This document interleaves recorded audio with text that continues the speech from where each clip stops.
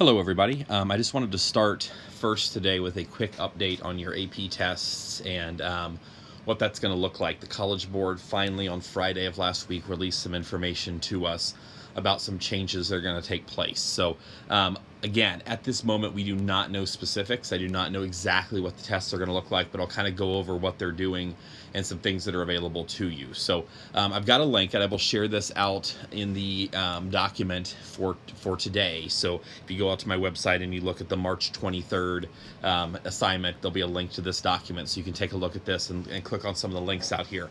But the College Board released a link saying that they are going to be shortening each of the AP tests. So we're not going to cover all of the material in each test. The idea there being that some schools who cannot do remote learning may not have finished certain things.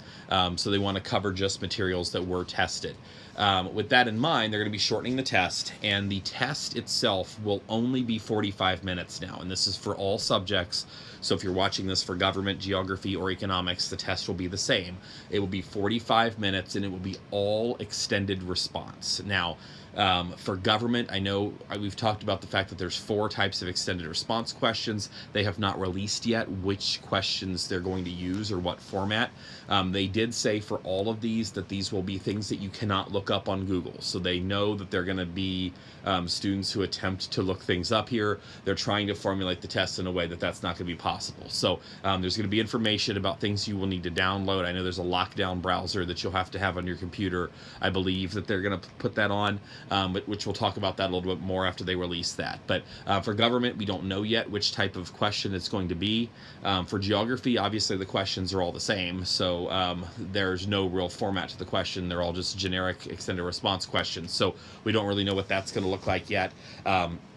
Fortunately for geography students, in terms of map quiz material, the chances of them asking you a country and where that country is on a map, since you could easily look that up, is probably not going to happen. So anything related to the map quizzes is now thrown out, it looks like, because of this. So again, we'll know more about that next week. And then for economics students, I really don't know a lot about what your test will look like. Obviously, they cannot expect you to draw graphs and charts and shift lines, which is generally what all of the tests generally are. So I'm really waiting for the economics tests to see what that's going to look like and how that's going to be. So I just want to kind of briefly go through a couple things on here with you. There's a link out here at the very top of this document that says we're providing free remote learning resources. And if you click on that link, it will take you out to free AP classes that they are covering. Now, there is some information on here which I think will probably change. So they released this information about free resources before they announced that they were going to be cutting some of the information from the AP test. So for instance, if I go out to AP Macroeconomics, I click on this link, it's going to go over some things from Unit 5, which Unit 5 is on the AP test. So there will be some videos that they will release, kind of like webinars that'll be out there this upcoming week that you could watch if you need some review on that. So economics is a little bit more clear in terms of what they're going to cover. If you go out there and you click on government, for those of you taking AP government, what you'll see is that they're going to be going over things from Unit 5, and Unit 5 actually got cut from the test. So I have a feeling that these videos may change as they get more information. The decision to post these videos was made before the decision to change the format of the test, so I'm not really sure what's going to change or stay the same here. So, but there is some information out here. This will likely change, but this is a site that you can go out to and take a look at in terms of some additional resources that will be out there. Also out here on the main page, if you scroll down, it will tell you for each class which units are going to be covered. So for those of you in economics, you can see right here that units 1 through 5 will be on the test for both macro and micro. Unit 6 will not be on the test. So for those of you in macro doing the review right now, we do not need to do Unit 6. Unit 6 will not be on the test. Micro students, we will stop after we get through Unit 5. For government students, they actually cut out quite a bit. So government will be units 1 through 3. Chapter 15 and a little bit of the stuff we have to cover at the end of the year is still in units 1 through 3, so we will have some new material to cover, but they cut out everything in units 4 through 5. So I will go through that tomorrow on Tuesday in terms of what's in those units and what you need to pay attention to there. And then geography students, they will be covering units 1 through 5, and they will be cutting units 6 and 7. So that's what will be on the test. Now, what they have said to us, and this is the format, and this is really what I want to stress to students, is that there is no multiple choice part of this test anymore. Everything will now be extended response.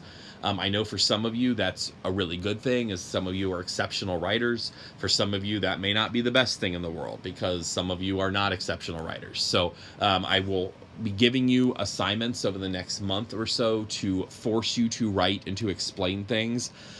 They are saying that students can get a refund on the AP test if you choose not to take it. Because of this, I would not necessarily encourage anyone to do that. I think we will be ready for this, particularly if you're accessing these lessons from home. I have a feeling that they will grade this, I would think, a little bit easier this year, just because it's such a strange situation that we're in right now. But I don't know that. So they are offering refunds to students. So if you choose not to take the test, Northmont will give you your money back. They will not charge Northmont for that test, so that is an option moving forward if you choose not to take the AP test. But everything we do from here on out, all of my tests for all of my classes, will be primarily extended response, and the purpose of that is to get you in the habit of what you're going to see now on the new AP test, which has obviously changed from when I saw you a week or so ago. But again, I will give you more information on this as we go along. I just wanted to pass along the update that they have. Please go out to this website and take a look. It is linked in the information for today, for March 23rd, so that you have information about what is going on. Take a look at that, and if you have any questions, please send me an email, and I will get back to you as soon as I possibly can. Hope everybody's a great day. Take care.